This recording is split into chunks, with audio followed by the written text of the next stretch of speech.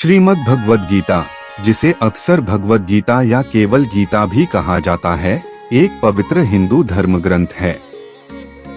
यह 700 छंदों वाला महाकाव्य है जो प्राचीन भारतीय महाकाव्य महाभारत का हिस्सा है।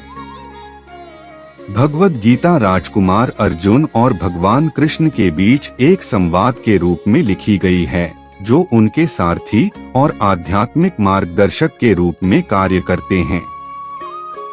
भगवद गीता कुरुक्षेत्र युद्ध की पृष्ठभूमि पर आधारित है, जो एक शाही परिवार के दो गुटों पांडवों और कौरवों के बीच एक महान युद्ध था। अर्जुन एक कुशल योद्धा और पांडवों में से एक खुद को एक नैतिक दुविधा में पाता है और युद्ध के मैदान पर संदेह और निराशा से भर जाता है।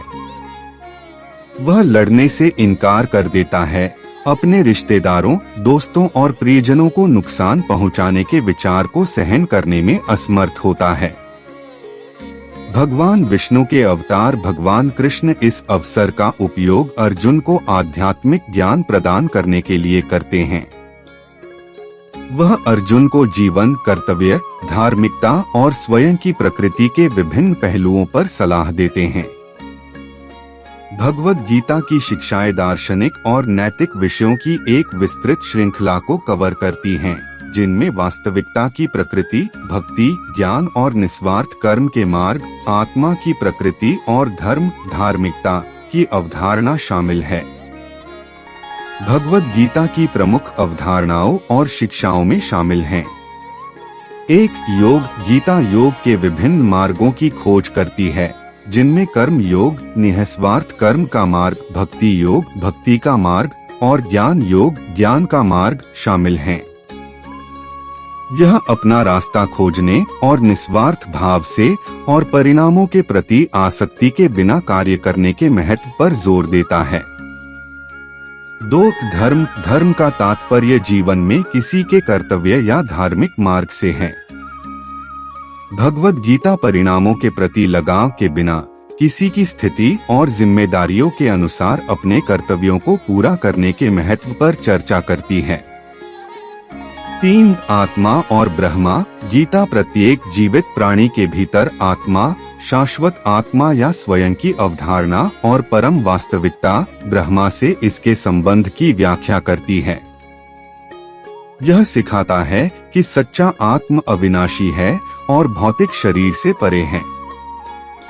4 त्याग और वैराग्य गीता जीवन के प्रति संतुलित दृष्टिकोण बनाए रखने, कर्मों के फल से वैराग्य की वकालत करने और सफलता या विफलता से प्रभावित न होने की सलाह देती है। यह व्यक्तियों को संभाव बनाए रखते हुए समर्पण के साथ अपने कर्तव्यों का पालन करने के लिए प्रोत्साहित करता है। 5 आत्म साक्षात्कार और मुक्ति भगवद गीता में अंतिम लक्ष्य आत्म साक्षात्कार और जन्म और मृत्यु के चक्र से मुक्ति है। यह सिखाता है कि ज्ञान, भक्ति और निःस्वार्थ कर्म के माध्यम से व्यक्ति मुक्ति प्राप्त कर सकता है और परमात्मा में विलीन हो सकता है। भगवद गीता का हिंदू दर्शन, आध्यात्मिकता और नैतिकता पर गहरा प्रभाव पड़ा है।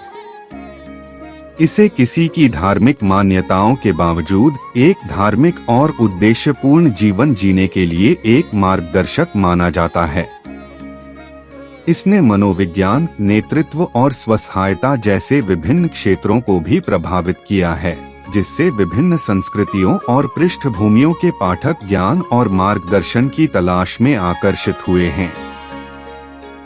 For more such videos, please subscribe to our channel Research. ऐसे और वीडियोस के लिए कृपया हमारे चैनल रिसर्च को सब्सक्राइब करें।